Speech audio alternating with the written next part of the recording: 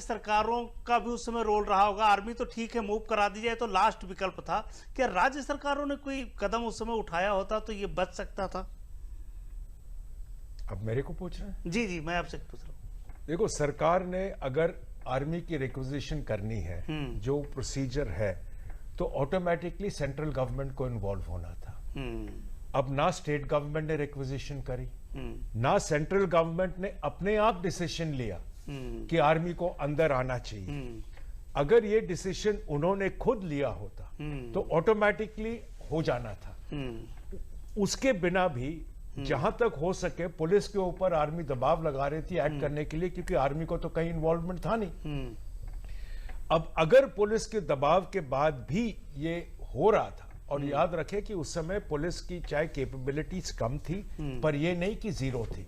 बिल्कुल, reserve police battalions थे, basic police capability थी स्टॉल करने के लिए और मदद करने के लिए। पर अगर जब तक कि सरकार बीच में ना आए, आगे कुछ नहीं हो सकता। आज सरकार बीच में आ नहीं रही है।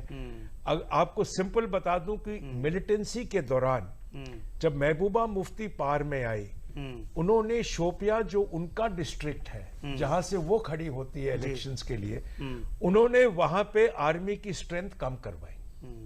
कारण ये था कि वो दिखाना चाह रही थी कि हमारा पार है।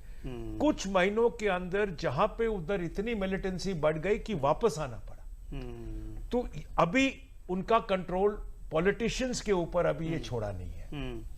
तो जिसके कारण ही सिचुएशन अंडर कंट्रोल है या काफी पीसफुल है। हो रहा है पर इतना कुछ नहीं है खास।